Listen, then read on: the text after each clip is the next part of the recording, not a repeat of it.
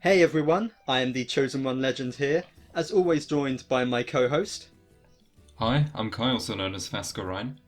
and welcome back to the BunchaJokahs podcast, where we talk over news from the past month, all about Nintendo highlights and various other gaming tidbits. But we're not alone today. We have with us a special returning guest, if you would like to introduce yourself. Oh yeah, I am a returning guest, aren't I? Yeah. Hi, I'm Oliver. I'm also have the username Draconian_Valley, which is kind of relevant now because I do things like Twitch. Is And that that's about the it. Draconian Yeah, Valley? it's me. Surprise. I have The one from the Shadow the Hedgehog playthrough, yes. yes, Oh. the number one Shadow the Hedgehog streamer. I am in January. Oh, I don't. Oh, that's weird times. I play old games on Twitch. There we go. Yeah. Yes, it's great to have you back, Oliver. As you may recall, we had Oliver back on the channel for the Great Ace Attorney discussion. So if you haven't seen that yet and you've played Great Ace Attorney Chronicles, definitely go check that out. That's a fun one. And Ace Attorney will probably come up here again today. But we've got various... It's been a lighter month in terms of news, being January. You know, there's not too many news highlights, but we've got a few bits to go over. And then, of course, we're going to be spending a lot of time talking about the games we've been playing, because there's a few big ones on here, which I'm sure we'll have many things to say about. And then there will, of course, as always, be timestamps in the description below if you want to check out the different sections. But if you're ready, guys, shall we get on started with the news? By all means, yeah. Yeah, let's do it. Let's go! The first segment of the podcast, Can't Have a Podcast Without News, baby, where we go over the 3 news highlights I was able to find of this month. And starting things off, though, is one that a very particular reason why we have Oliver here for this month, especially. Nier Automata had its anime release. Yeah. The first few episodes have come out. I think the later ones have been delayed a bit, so There was we may have to wait a little bit. There's a delay due Yeah. to the old Rona. Good old... Yep. Still striking its Yay. head. But we've seen a few episodes out, and I'll pass it over to you first, Oliver, as you're the big fan here. What do you think of the adaptation thus far? Well, it was something that we announced it a while ago. That's interesting because if you know anything about Nier, it uses the medium of a video game quite effectively. Let's say. Yeah. But yeah, when you actually see the people behind it, it's A1 Pictures. So they've done a lot of things, quite big series from like Sword Art Online, Black Butler, more recent things, 86. They've done Kaguya-sama, Love is War. I know you're quite fond of that. Yes. That. Great show, They yeah. actually even did the Ace Attorney anime as well. So Oh, I'm watching that at the Oh, moment. nice. they've done a lot of stuff, and there's a bit of like grumbles about like the CG on in there, which it's a modern anime when doesn't have bad CG, but the 2D animation has been really impressive. And one thing that's been quite fun about it, not to go into too much detail, but it's people weren't too sure like how it would be, situated in the universe, as it were.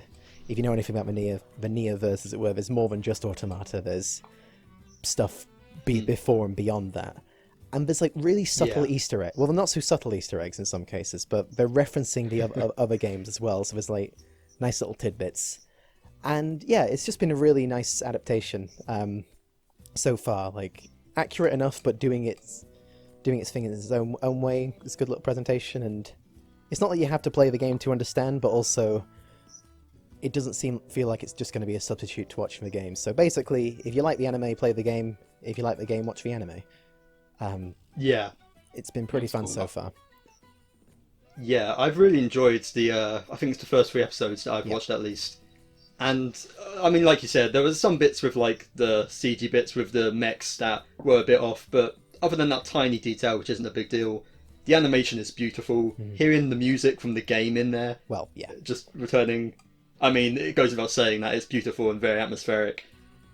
And even, like, the little bits, like, again, without going too much into specifics, but how the second episode focused this little background plot on one of the machines and its life and what it was going through. So it doesn't just, it takes time away from just the main stuff as well to sort of set up environment and backstory, and it's clearly there's a lot of passion into it. They know what they're doing here. And yeah, I'm definitely looking forward to seeing more of this. And honestly, more video game adaptations of anime, because when they happen, they're usually quite good. So I've That's true. I've been enjoying the Ace Attorney one. That could be its whole other topic, but that's been a lot of fun. So yeah, definitely glad they I did will that. ask, as someone who has no idea about Nier, because I'm still blind, I want to play it at some point. Does the anime follow like the game's events, or does it kind of do its own thing? Well, yeah, it is based on the events of the story of a game, so Okay. it sort of goes through it in sequence.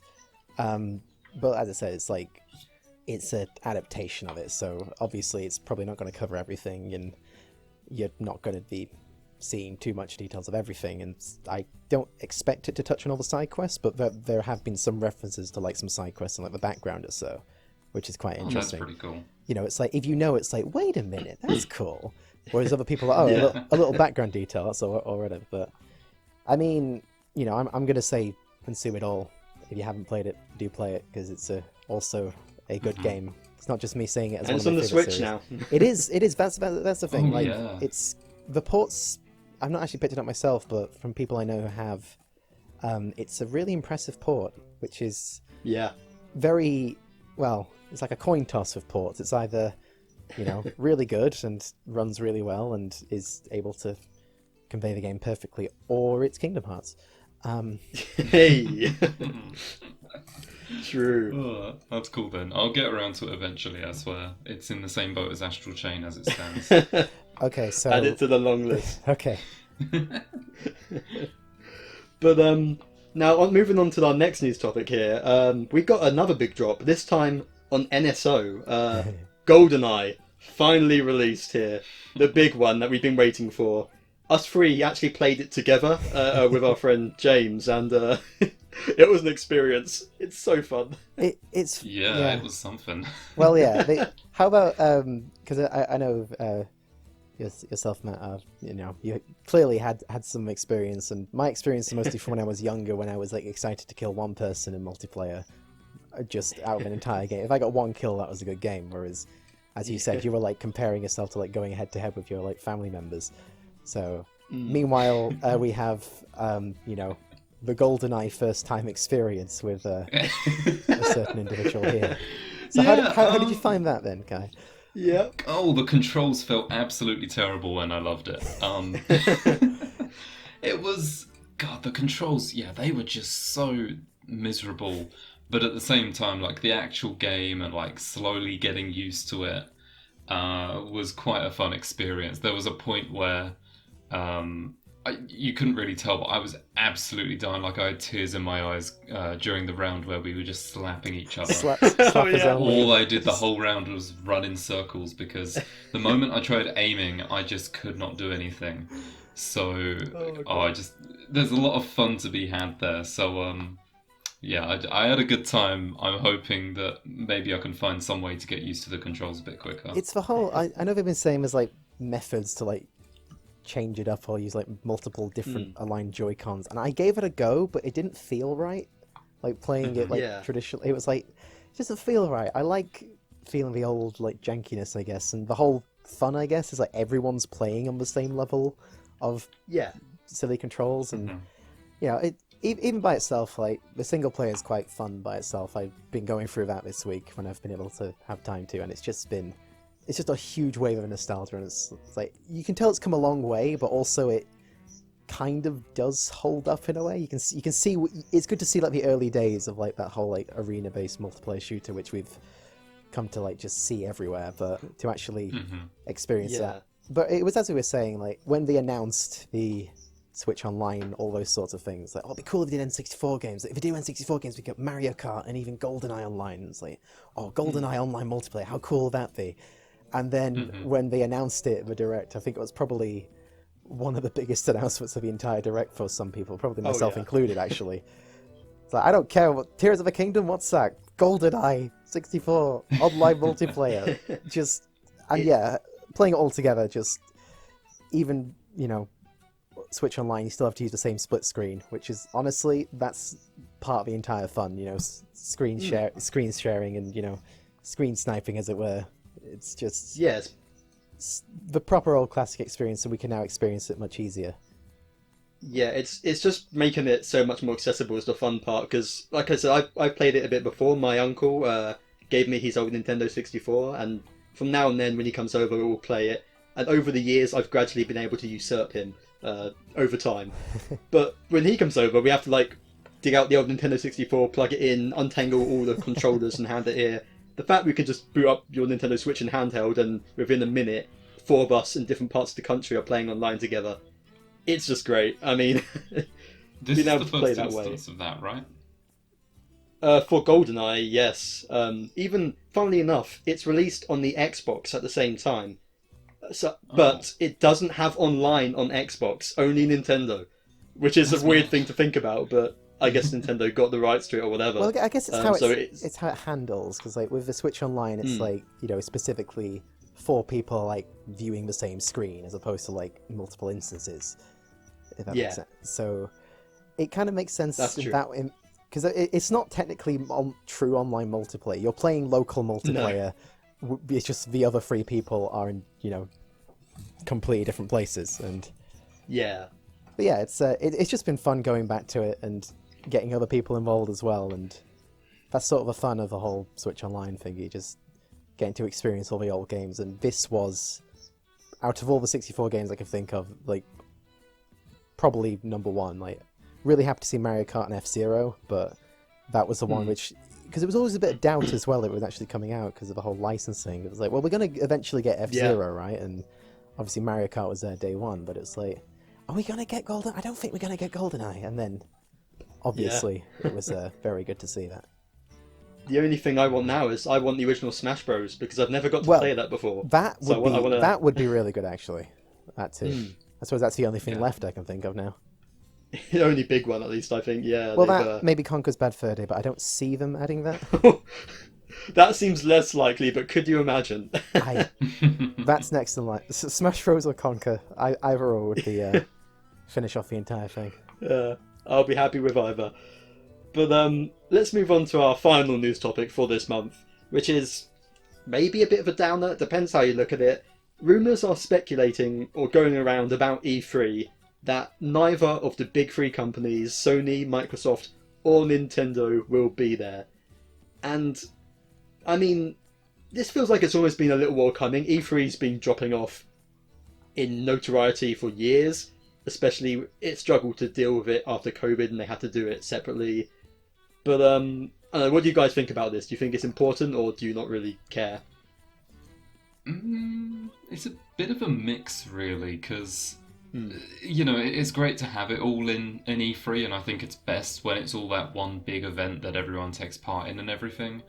However, I don't think it's like the end of the world, because, you know, Nintendo were going to do a direct either way. E3's just a good place for it. The other companies can do their reveals in their own directs, probably. So it's like, it's not the end of the world, it's just... You know, normally it's quite nice to have it all in one place, but I'm not too fussed about it personally. It's not going to change much. Yeah, I think it's like you say, I mean, they'll end up probably releasing them at the same time anyway when we do like the PlayStation Directs, obviously Nintendo Directs. They always have one during the run of it, and I guess, yeah, as you say, it's like dropping off in notoriety, but more and more things have started to be doing their own, you know, presentations and stuff, which... I remember when, like, the early days of Nintendo Direct, it was, like, such a sort of new, novel idea. And then eventually other things started to... Well, they'd call them, you know, something different. I mean, what's the PlayStation... The PlayStation 1 isn't called PlayStation Direct, but it basically... No, it's like... People's state of play, that's it. That's it, yeah. But it's literally just... Okay, so it's a cool name, but it's a PlayStation Direct. That's what it is. You can call it whatever you want, but... that's what people come to know, and it's sort of, as you say, like, it's moved on to that sort of format. It's been well accepted. That and outside of, you know, Game Awards, when they use, you know, world premiere sessions or whatever, that's sort of started to like eclipse it really. I think in recent years, and I guess I suppose if it is like, as it says, just rumors or whatever, it might not come to pass. But I mean, Nintendo's never there anyway, and that's kind of usually what I tune into. Yeah. So it doesn't bother me too much, at least. Yeah, I remember when I first started watching, sort of following Nintendo back when it was just E3, and it was a big thing when they'd show up there and they have their presentation live and the whole orchestra thing they'd have Oh or goodness, whatever. It was definitely neat, but we've been a long way away from that for years now at this point. And like you say, every company is doing directs throughout the year. We no longer rely on E3 for the news. We're gonna get the news with or without it. So maybe it affects people on the industry level. I know people use E3 for like meetings between different companies and that. Maybe it'll make a difference there, but at least from us where we're standing, it's like just bring on the next direct. We're probably gonna get one in February, so Oh yeah. Yeah. definitely But we'll get. all I want to know is who is going to be what is the most anticipated Ubisoft game of the next year? Is it Just Dance or Oh Mario my- and Rabbids? oh. I need to know. I need to know. That's all. As long as we have that in some capacity, Gotta wait for, all is gotta well wait in for the world. Summer Games Fest so they start doing those rewards, isn't it? Yeah. Fine. Oh, it's going to be something special. You- Funnily enough, I think they did announce the Summer Games Fest like within a day of the rumours of E3 not happening. Speculating, Man. Summer Games Fest were like, "Yep, we're going to be here." Well, so that's. I mean, you take advantage of like current trends, I guess. Like, yeah. But that is basically it for the news section. Like I said, not too much news for this month, but there have still been a lot of games that we've been playing. So let's move on to our final segment of the podcast, Games Time, baby, where we go into the different games we've been playing. And I'm going to start one off here with, hopefully I can remember stuff because I played this back at the end of December, but the first game I want to talk about is Final Fantasy VII Crisis Core Reunion, which I know Oliver will have some things to say about as well. And we've both got different perspectives here because, of course, you've played the original and you're coming into it as a remaster. But for me, this was my first time experiencing the game in general, and I've only sort of, in the past year, got into Final Fantasy VII with Remake and the original. But as someone who missed a lot of the Zack stuff in the original Final Fantasy VII, and it sort of flew over my head a little bit, getting to see it play out and getting to learn all of that in this game, I had a really fun time with it. I really enjoyed it overall. It's not like remake levels. It still feels like a PSP game in a lot of places, but that's not a bad thing. It's the changes they have made really make it a lot of fun to play still. And do you want to talk a bit about that actually, Oliver? How is it coming into it from the original? Like, how has it been upgraded? oh well, I mean, obviously the immediate one is like graphically, but like that's kind Yes. of expected. Looks really good. Just down to like how it handles and just controls. Combat is fun. I liked the combat in Reunion, as opposed to like trying to skip it the whole time once I got bored of it in the original version. It felt a bit clunky in the original one. I still kind of liked some aspects of it, but they just basically trimmed out a lot of problems and added new stuff to it. Like even just down to like, hey, fun dynamic camera controls. Cool. That's fun. It definitely feels from what I can understand, it's a lot more actiony than the original in a way, and it almost feels like playing Remake. That core bit of combat when you're dodging and blocking and moving around in free space, as well as the visuals, of course. It's moving it a bit towards that in a sense, which is interesting because you've still got elements of it where, in terms of like the level structure, it feels quite basic. It's still, you can tell that it's based on an older game, but when you're getting into playing it, it is very fluid, like you say. It's very natural. Yeah, it's like as you said, it's like any sort of quote unquote issues are really just stuff at like the core level of the original game. Like outside of rewriting a lot of the bits which could argue be a bit filler sections or slower sections of the game, Yeah. which is like very large parts of the original. And of course, like a plot isn't for everyone. I'm quite fond of it personally, but I know it doesn't. Everyone always has like issues of things like, oh, it's a bit weird or different, or Nomura, but Nomura didn't actually write it, but don't tell anyone that. Yeah, it's basically just I've always said that Crisis Core was like a reason to own a PSP. As in, I remember getting my PSP. I was out in Australia at the time, so it was like $20 to like buy a friend's second-hand PSP. Picked up Crisis Core and Dissidia Duodecim, that's kind of all I needed. Yeah. So with Crisis Core gone, it's like there's not a lot of ways to own a PSP anymore outside of the older Cydia games. But yeah, it was always just a really fun game to get into, and as itself as a prequel, it was sort of like a really good prequel game. You know, every time they announced prequel things, like I remember with Torna, and it was like, you know, Yeah. that was sort of like my point of comparison, and it was like prequel game with like early versions of like the main cast of the main story. Like, sign me up. I am going to be comparing it side by side constantly, and if it doesn't meet the standards, then it's a failure. But not quite like that. Torna did its own thing, but at the same time, I was there just like, Crisis Core did it better. But yeah, it was really fun to go back to it, and I still haven't finished all the missions yet. I need to go back. I've got a few left, but they do get rather difficult as they get into the higher levels. But... Yeah, it does get a bit repetitive at a point. I think it's just, again, the nature of it being a PSP game where it's designed for handheld. When you play it like a console game in like long bursts, it starts to show the seams a bit more. But I mean, you can get it on Switch and you can play it in handheld that way, especially, which is probably a good way to experience it. I think in general, like, yeah, I really loved how it handled the returning stuff. I thought all the ways that it connects to the original Final Fantasy VII are easily the strongest bits of the game for me. Some of the other stuff, the original stuff, it's very 2007's edgy, I guess, in a lot of ways. I hate that I love Genesis. Yeah. That's the easiest way to put it. I can't help but like him, and it winds me off. It's like, everything I like about him is the stuff that I shouldn't like it, but I do.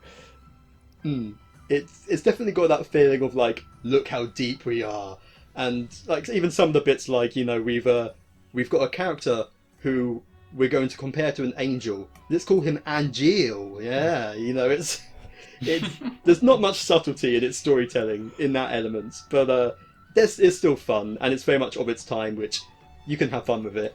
And when it does want to get serious, it does it very well. Like, of course, I won't say any spoilers, but the entire ending section of the game is insanely good. How it merges story and gameplay together, that is a standout moment for sure. And there are a few moments like that in the game where it really knocks it out of the park. So I cannot complain. I suppose it is almost acting as like, let me know if I'm wrong in this, but like bridging a gap to show what the next part of the Final Fantasy remake is going to be like, I guess. As far as like the next big part. As far as I'm how aware, long was this game? it's as far as I'm aware, like, well, they didn't really change too much of it to like fit with a remake style. That's what they say at least. Like, outside of the voice actors, really? it's more. It's basically they didn't add anything to it to make it fit with remake. It's literally, again, outside of the voice actors for like some returning characters. Yeah. But yeah, well, it remains to be seen, I guess. Yeah, I think at least a big incentive was probably for people who have only played Remake to give them more of the backstory on the lore. I think it's given them that opportunity to know more of the stuff, because a lot of people haven't played original Final Fantasy VII going into this, so and wouldn't have played Crisis Core. So it's nice. I think that was the motive for remaking it. Yeah, probably, it's good that it's a prequel and doesn't spoil too much of the original either. It's like the stuff that it spoiled. I guess it covers stuff in the original that is covered by most of the stuff in remake. It doesn't like go with the very ending. So you could play Crisis Core and it wouldn't exactly. It's not going to spoil the ending of the original game, as opposed to say if you went to watch Advent Children without playing the game and say, oh, Advent Children is a sequel, so this is what happens afterwards. Well, that's kind of the magic of prequels, really. You can fit it beforehand. Indeed. Yeah, very, very good. Definitely glad they got to try that out. And Kai, why don't you set things up with the next topic? What's your first game you want to talk about?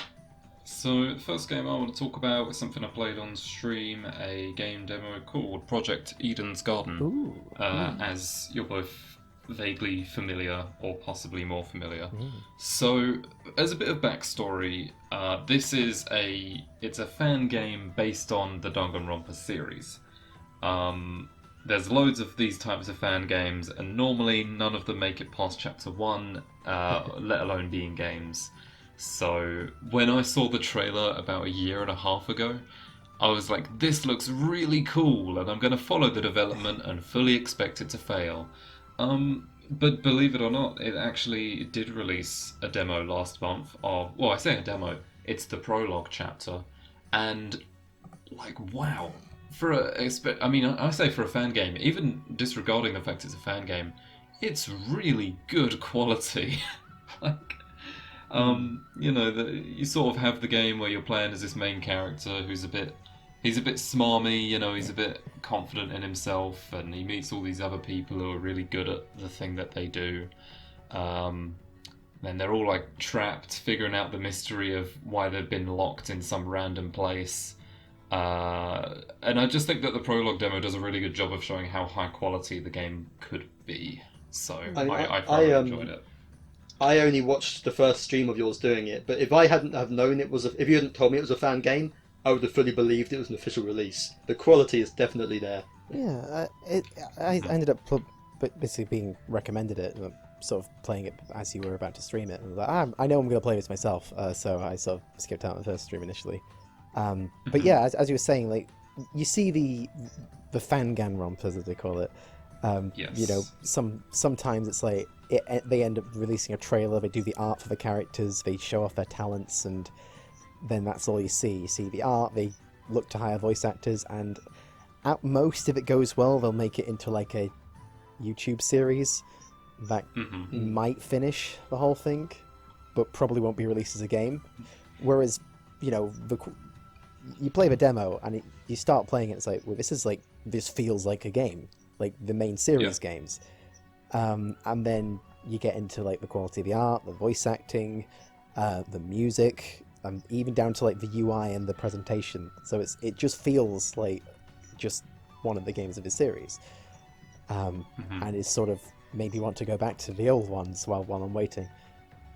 It just seems really good quality. Everything about it was solid. So I'm just really looking forward to seeing like when the full game releases, because originally I know they said that they were going to like release it all at once. I think now that they're saying they might do like one chapter at a time and there's going to be like massive gaps between them, which I'm not a fan of. I'd rather just wait for them to release it all at once, but I'm not entirely sure on that. Yeah, I'd rather them be done with the whole thing, I guess. Most because my experience with franchise is like,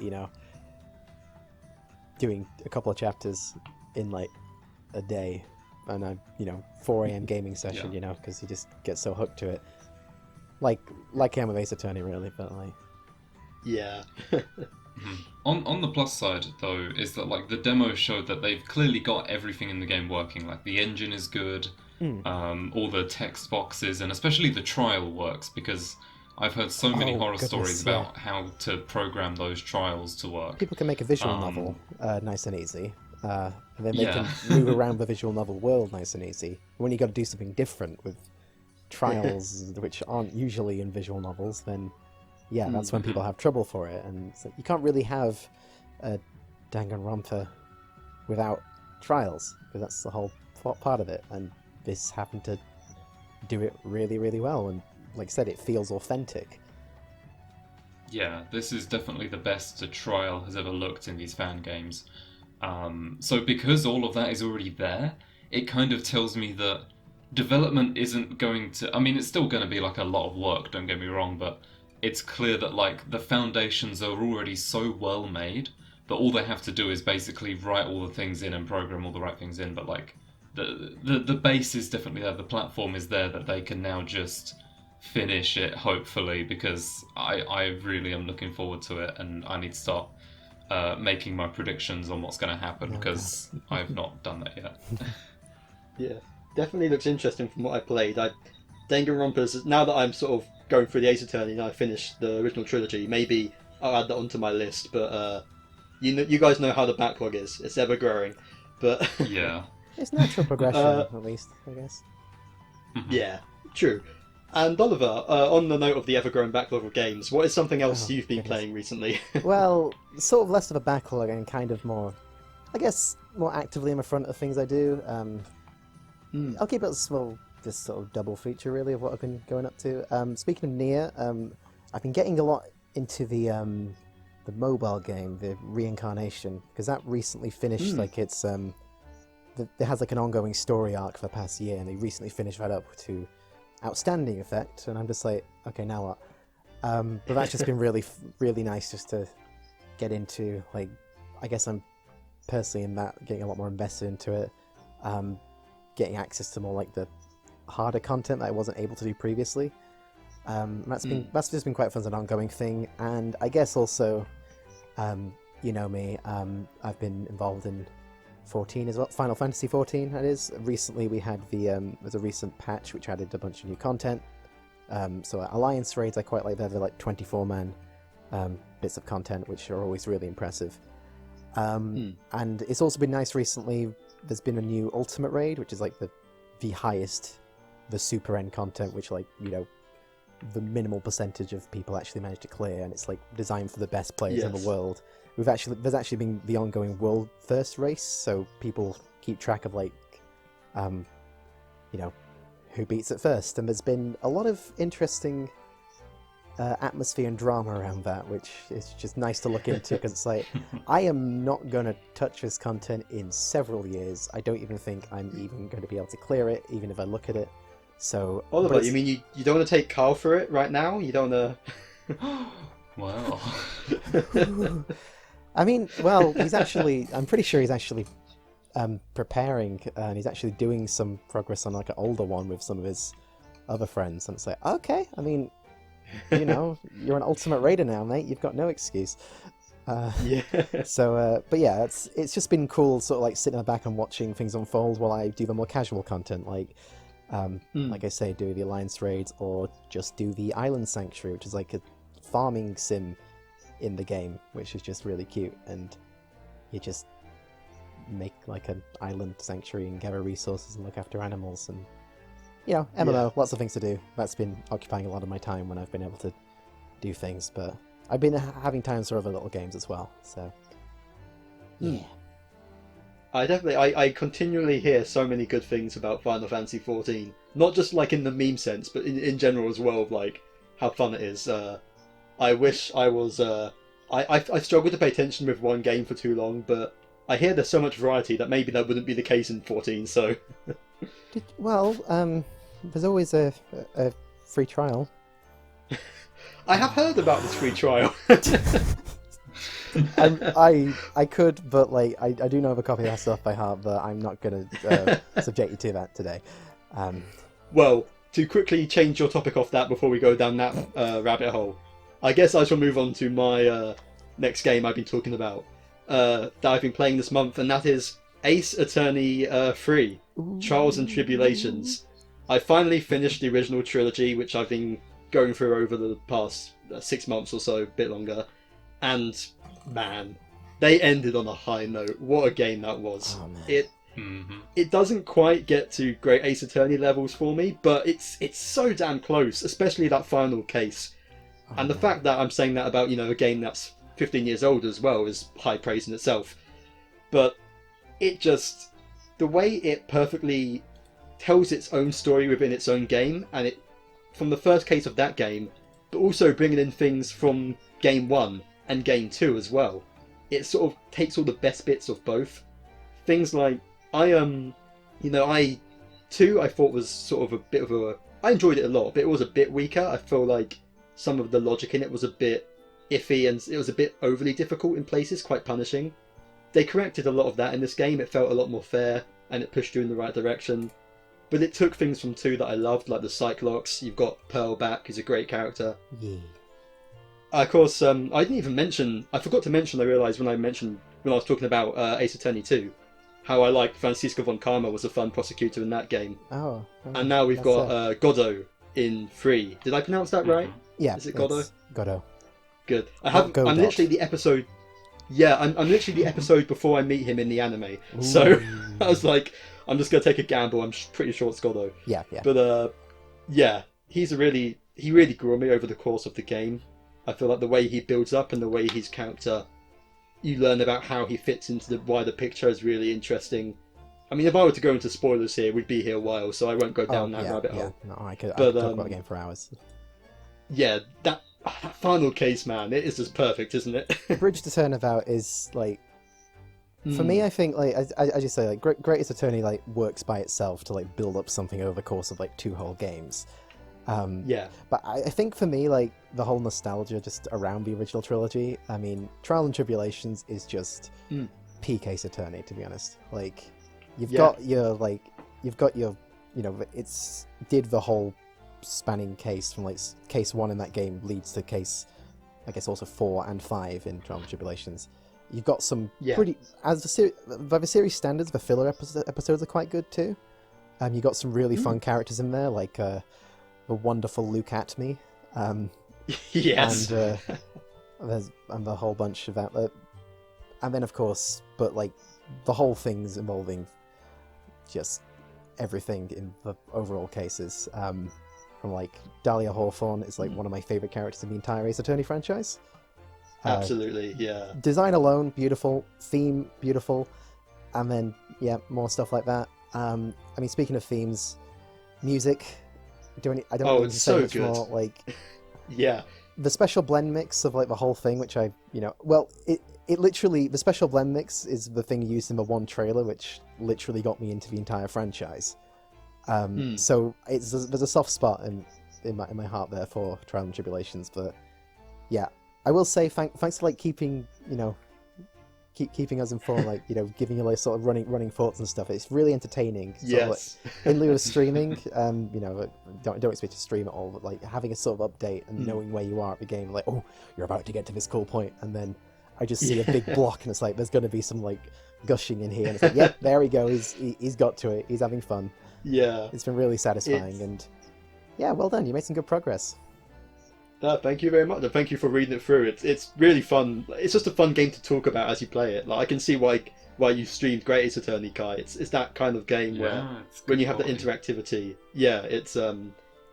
it's just non-stop fun. That game, all 3 of them, like they nail it on like the characters and the atmosphere of it, the presentation and the humour. The writing's always amazing in it, and that never stops. But 3 particularly, just in all areas, in the music, in the wider story, and that it sort of nailed each part of it. And there were so many moments where it mixed things up in how you play in certain ways that were like, oh shit, this is so cool.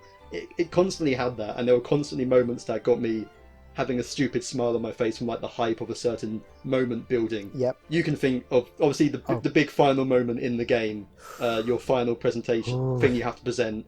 It's so good. So yeah, in general, I'm very glad I got into this series, and please release the rest of them on Switch. I say this every time. What you have to do, you have to hunt down a really hard to find copy of Apollo Justice, a physical copy, and then about 4 months later they release it on the eShop. That's what happened with me. Oh no! eShop's closing soon, right? They'll release it. They'll release it on the Switch eShop. Oh, I see. Yeah, so That's we need someone else to like will it into existence out of just like Yeah. Like, well, I want to buy it now, but I've already got it and played it, but now it's on the eShop. It's like, oh, okay. So now you have to will it into existence now, Matt. It's your turn. I have to buy them all on the 3DS eShop, so they'll be released on Switch. Precisely. That's the only way. Sacrifice you must make for the better good. The greater good. It's for the greater good. Greater good. It's what Phoenix would have wanted. But yeah, great series, and for me, assuming those don't happen soon, the next one I do intend to play is Layton versus Wright. I'm going to buy that one on eShop because that one isn't on mobile like the others are, so I don't have a last resort for that one. So that will be my next venture, probably sometime this year, and then hopefully by the time I'm done with that, the rest of them will follow. But yeah, great series. So thank you, Oliver, of course, for your recommendations, and thank you, Kai, for streaming Great Ace Attorney, which got me to try out the series in the first place. So Hooray! Worked out nicely. But what about you, Kai? You wanted to bring up something else, didn't you? That's your second one. Yeah, I thought why not? We'll slip it in here since I know Oliver's, of course, been playing it as well a bit. Thought I'd talk about Civ 6 a bit. So Civilization 6, it's a sort of a classic game with its genre and that sort of thing. Bunch of us bought it over Christmas because it was on sale for like £5 when it's normally like 50. So of course I'm going to pick that up. You know, we've been going through a couple of games here and there, and I've done a couple of my own, and yeah, it's just a fun game. Like it was something where at first glance I did not have a clue what was going on, and I still feel like I don't have a clue what's going on. But there's also certain things I do know how to do in it, so it's just been fun to like learn the process. You know, I'm all about my strategy games, so it sort of fits right in there. It's been a really fun one to like go through as a multiplayer experience, especially. Yeah, it's been, as somebody who doesn't really play a lot of real-time strategy, which, I mean, I guess it's technically turn-based, but it's very different to the strategy games I usually play. I mean, I say strategy games, it's Fire Emblem and Final Fantasy Tactics, I guess, which is, again, very different games, and, you know, I've been enjoying getting into it, and as you say, especially with the multiplayer aspect, like, once I actually figure out what I'm actually doing and don't just get put into a game as soon as I've installed it, I'm just like, well, how do I control? Once I actually figure it out, yeah, it's quite satisfying. It's like slow and meticulous, but also kind of therapeutic in a way. And then your neighbour wants to declare war, and it's just like, fine. Then the barbarians come. And then the barbarians, it's like, I just want to make farms. I don't want to. Yeah, it's definitely an interesting one, just because, of course, you can play with AI as well, but like, you know, you can have your custom maps, your custom game modes. Even if you're just playing the regular vanilla game, there's like a ton of different ways that you can try and do it. It's not just the same thing every time, and you kind of have to adapt. So it's definitely fun to get into all of that and sort of understand it more as time goes on. So yeah, hopefully it'll keep going for a bit, you know? Yeah, look forward to playing more with people. Definitely seems like you guys are enjoying yourselves on it. I'll just, for me, I'll imagine that clip from Star Wars of Obi-Wan going, "Oh no, I'm not brave enough for politics," and that's me in this situation. But it definitely seems like fun. It's good. It's nice to see a new game sort of reignite the social aspects of the community again. It's always cool when that happens, when something like, you know, when Smash came out and that was the big thing at the time and whatnot. It's always cool to see. But let's fit along the game. You were talking about strategy games you enjoy, Oliver. Why don't you bring us on to the final game we're going to talk about here? Well, what else have you been playing this month? Came out just the other week, and that's something I've been really sinking my teeth into, is Fire Emblem Engage. Indeed. Doing my best not to sing that, because the opening is in my head. It's so, honestly, unapologetically, I love it. Does it say Fire Emblem Engage in the opening song? Well, there is literally, like, the bridge to the main chorus is like a crowd going, "Emblem, engage!" I didn't know that. Seriously, like, I've seen so many edits with the opening, like, played alongside, be it, like, you know, any anime opening, basically. It fits so well. Or just compared to, like, every single early 2000s 4Kids opening, from Card Captors, Duel Masters, you know, the level of that, it's... I don't even want to call it cringe, because that's it's generally just fills me with just good energy, I guess. But yeah, it's kind of cheesy, but that's not a bad thing. Cheesy, but like it works really well. Like, yeah, and that's sort of the vibe it's going so for. cool. It's not taking itself seriously. I mean, yeah, talking about the game itself, like, it's got a good sense of humor from very early on. Like the supports as well. It feels like an older Fire Emblem game in a way. I've compared it to Fates before, and you know, Fates isn't exactly well received in some places, but down to the writing, that's about it. Because gameplay wise, it's really good. The gameplay of Engage itself is just really good Fire Emblem gameplay. There's a lot of really fun mechanics, down to like how the weapon triangle works. There's a whole break system, which, you know, if you're at a weapon triangle disadvantage, you can actually be disarmed. Do you topple Days Burst launch and Smash, or is that... There are chain attacks like... in this game. There are actually, there's chain attacks. Wait, really? It's more of a case of certain units are like backups, so if they're nearby or in attack range, then they'll do like a little attack before the rest of the unit engages. attacks. Am I going to get chastised for saying triangle strategy as well, by the way? No, triangle strategy is good. You're comparing a good strategy game to another good strategy game. Like, you make a good point. If anything, Oliver. if anything, if you like that part, then you'll like that part in the other one. So that's good. But yeah, then just down to like how it uses old mechanics to the brand new mechanics, like the Engage system is ridiculously fun. The whole system of like having like a temporary power form where you've got special abilities and really cinematic attacks. But I think the best part about it, which doesn't sort of present itself too well for people outside. I know people are a bit put off by it's like a nostalgia fest, right? It's not really. No. It's sort of, I mean, my friend used a really weird comparison, but I actually am really fond of it. It would be like you're playing a Zelda game and then the items were talking to you. So it's like, if you what, like if you had the Master Sword and it suddenly like talks to you and was your companion for a game? Kinda. Imagine. Yeah. Like, I don't know what they call it. I don't know, something like Sky or like something that rhymes but like, with say, that. say for example, like, you get the hook shot, and the hook shot had like a character behind it, and it's like, well, it starts referencing other games that it was, or the game it was first introduced in, and it starts talking about that. It's like, that's cool. But also, it's a really good item to use, and I can give it to different people, and they'll use it differently. But it's not like, I have no idea where this item first came from, I'm never going to use it, and I'm not going to understand it. It's a bit of a convoluted explanation, but at the same time, I've played a lot of Fire Emblem games, not all of them, but I've been exposed to a lot of them through, like, Heroes, for example. So I know who the characters are, I just haven't played the games for them, so I still recognize them as good characters, and they're good to use in-game.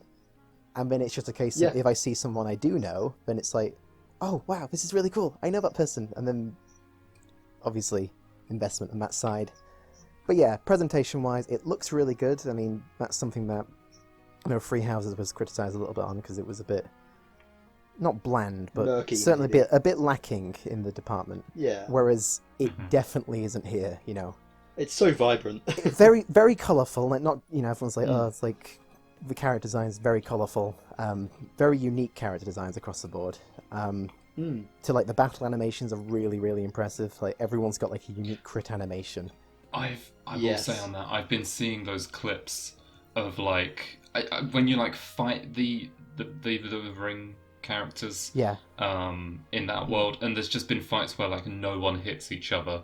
And as comical as it is, the animations look really good for those fights like with everyone dodging and moving. A friendly skirmish arena. Basically, you pick a character you want to train with and get some experience, and it drops a random character in your army.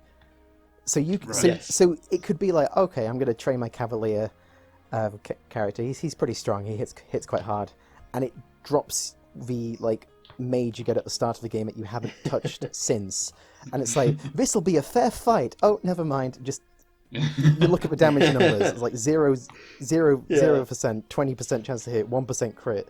They get one shot, but then other times it's like, all right, I'm going to do this, and it's like, it's being put against an emblem. So it's like, how does this person fare up against Emblem Edelgard? No, they don't.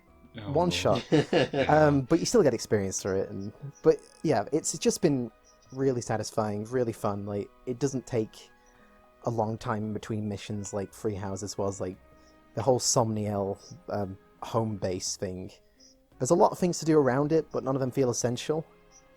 You can spend a lot of time into it if you want, but also you don't have to. The supports are just there for fun. And like I said, presentation looks great, and soundtrack is just incredible. Oh, great. Like, across the board, from like remixes and like medleys, which, feel like they should be in a Warriors game, with like how hard they go. And then there's like the dynamic music where it goes from like, the map to the battle sequences, that just shifts perfectly to just very different things. Like, you know how like there's a few tracks in Free Houses where it's just like, this sounds insane. Why is this in a fantasy game? This doesn't sound like a fantasy game music. There's a load of just different things like that. Like, one of the boss themes is just like something like Techno JoJo is the best way I've heard it described. And it's like, this is incredible. This shouldn't fit, but this fits so well. It's just really good presentation, and it's a case of like, if you liked Fire Emblem games, if you like the Fire Emblem parts of Free Houses, or you liked older Fire Emblem games, then it's just more of that, just with really good polish and presentation. And even when people say the story is like, oh, it's a bit basic, it's like, it is kind of, but it's also not either. It's actually done some interesting stuff so far. So I've not finished it myself. I think I'm about like 2/3 of the way through it. But I've been enjoying it so far, and it's really just been eating up all my time when I've been able to. Yeah, I mean, I've been playing it myself as well, and I am the perspective of someone who's only played Three Houses, and I've played the first hour of Sacred Stones like 4 times and never been able to get into it. I will one day, but I'm basically just a Three Houses fan coming into this, and it's it's different, and I did enjoy a lot of the sort of school aspects, or the academy aspects, and going back and training between missions. Some people found that cumbersome. I quite like that part of it, and I do miss that a bit. And the Somniel is, the tasks can be a bit bland, but you can always you don't have to do them as well. They're more optional here. But I really like what this game does do, and the story is like it's so bright, and there's a lot of personality and character to it. Although it does feel a bit more, we're not talking about like political war here. It's more, there's a big bad guy. It's a bit more simplistic, but it definitely has twists and turns and moments that keep you interested and invested in the characters. As you said, the gameplay is really smooth, and really the visuals and the areas you explore are really pretty looking. And I'm enjoying something different. It's not exactly what Three Houses was, but that's not a problem, because what it is great. I enjoy both of them for their own sort of different flares. My only thing is I'm struggling with, that we talked about a bit beforehand, is whereas Three Houses segmented it into different routes, so I pick Golden Deer. I'll just use all the Golden Deer team, and I can get in a few extras. This time around, there are so many characters I can't keep up with, and I'm constantly seeing like, you look really awesome, but I don't have room for you. Yeah. And I got to know you for one mission, but now I'm going to have to bench you. And I do hate doing that. But replayability, I suppose, that's sort of always been a thing in Fire Emblem games. Yeah. Whether it's roots or not, it's still there in that sense. It harkens back to the old ones where, I think of it wasn't too long ago they released the port of Shadow Dragon of the Blade of Light, the original one, the NES, where it was a case of you get so many characters, and it's literally a case of like, alright, this is clearly a replacement for the archer that's probably dead by now. This is a replacement for the cavaliers that are probably dead by now. This is they just keep giving you characters. Yeah. If you still have the old one, then you don't use the new one. But that's at the end of the day, Fire Emblem has permadeath, and it's good that we're throwing a lot of characters at your way in case anything horrible goes wrong. Makes sense. Thankfully, you've got the whole rewind function, so you can avoid that. But there's been times where I've run out of charges on it, and I just have to play super defensively and safe. Because it's like, I don't want to restart this past 40 minutes I've been spending on this really long chapter. Oh goodness, it's really satisfying when you get to pull it off. That's it. It's been quite challenging as well. It's certainly not easy. I've been playing on hard mode, at least hard classic mode. I'm aware. I don't know how easy normal is, but the challenge is there. Some hard modes in the games aren't really that noticeable. But this is definitely something which has given me a good challenge, and it feels like some of the older GBA games in some cases, with the level of intensity they can get to. Yeah, I'm playing on normal, and it feels quite right for me, at least where I'm at. It's I'm always on top of things. It's very rare that something feels obnoxious, but at the same time, I'm not just sweeping through the maps. I have to strategize. I'm always very careful about where I place my units at the start of battle and whatnot, and then it still takes skill and time to do it right, even on normal. It's not too easy. So it seems to be balanced pretty well. And I've still things to be honest. After this, I might even ask you a few things, Oliver, because I don't know everything. I'm definitely some things. I'm like, I have no idea what this means in certain stats and stuff. But I'm not having a problem with it, and that's why I'm playing on normal, and it's balanced for that. So it's all going pretty well, and I'll probably be talking about it more next month when I've finished it, because I feel like there's definitely a lot more for me to dig into in this game. It's been really fun time. There's a lot to it, yeah. Definitely. It's good that the game's been well received, because of course in the lead up to the game, it was a lot of sort of, it's toothpaste protagonist, and that's about it. Like Oh, that's like the main thing of like, yeah, that's oh, no one's gonna like it. But then it's good that it's actually had good sort of reviews and stuff because it shows, yeah, they're still doing a decent job. oh yeah, it's like gameplay's like I say, it's Fire Emblem is Fire Emblem. The gameplay's been the same sort of system. It's just a case of the refinements to it, and it is, like I say, probably when it comes to the challenge of it, but down to the mechanics, it's just a good Fire Emblem game. Like, you might not be too fond of like, oh, the characters are like a bit one note because they've got the big personality trait which they revolve around. I kind of like that about the older games, and it's good to see like the amount of supports they have and how they interact with each other. But when it comes to just the gameplay of the combat, it's just a good Fire Emblem game. That's good. And if you've liked Fire Emblem games, like I say, the only way I wouldn't recommend it is like the only thing you liked about Three Houses was the academy bit, because there's not a lot as much as that. If you weren't too fond of the actual gameplay of the Fire Emblem, then you're probably not going to enjoy it. But if you did like it, then there's so much there for you. So please, give it a look if you're curious. Basically, it's good stuff. Yeah, Absolutely. I'm keeping like mostly. I mean, I don't mind spoilers, but I'm keeping mostly blind on it so far, just in case I do get around to it. So well, considering what I know about you, I feel like you'd probably like mesh with it quite well, honestly. I kind of enjoyed Echo's Shadow of Valentia, so there's that. Well, yeah, I mean, I found it fun. Yeah, well, that's a very gameplay intensive one, so it is. So if you like the aspects in that, then it functions differently. Like every game has functioned differently with like how certain things interact and how weapon types work. But at the end of the day, Fire Emblem game good. Yes. And that does bring us to the end of this discussion. A lot of games there. That was a good time. Thank you, Oliver, for joining us for this. Thank you. It was a lot of fun talking with you. Yeah.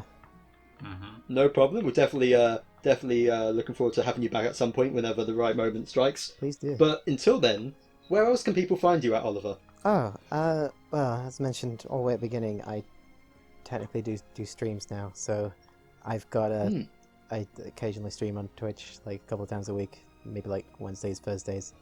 That's over at Draconian_Valley. I play old video games from like the early 2000s. Like I recently finished Sonic Heroes. Yes. That was fun to play. And now I'm back to playing Pokemon Mystery Dungeon Explorers of Sky. But I think I might, honestly, by the time I finish Fire Emblem, I might give Engage a go and try and use like different characters this time. That might be something to get going. So, yeah, variety games. That's a good way to put it. Yeah, definitely check that out. We'll of course put a link in the description below if you want to check out the channel. Please do so. Me and Kai will often be found there. Yeah. And also, Kai, where else can people find you? They can find me also over at Twitch at Draconian_Valley. Stream on Wednesdays and Fascurreyn. I'm just streaming Mondays at the moment. I'm doing Inazuma 11, which I'll probably talk about next month. So, having a fun time there. It's a good game. Also on YouTube, the Xenoblade 3 highlights are still coming out. I think when this releases, there will only be like a couple episodes of the main series left. It's getting there. So yeah, that'll be quite fun. So all of that's happening, and let's see how it goes. Absolutely. And of course, a big thank you to our friend Sam, who makes our channel thumbnails for all the videos as well as our logo. There'll be a link to his Twitter below, as well as all of Kai's stuff in the description as always. And thank you to you, audience, for watching and sticking with us. Of course, we'll continue to release more monthly podcasts, and we might have more special guests on throughout. We'll see who's next. And as well as that, we will be reacting to any of the directs that come out, hopefully a February one, and more Xenoblade 3 content as its DLC and stuff releases. We've made many Xenoblade videos, and they will continue over time. So, yeah, stick around for that, and we will see you all in the next video. Goodbye, and take care. See you. Take care. Bye.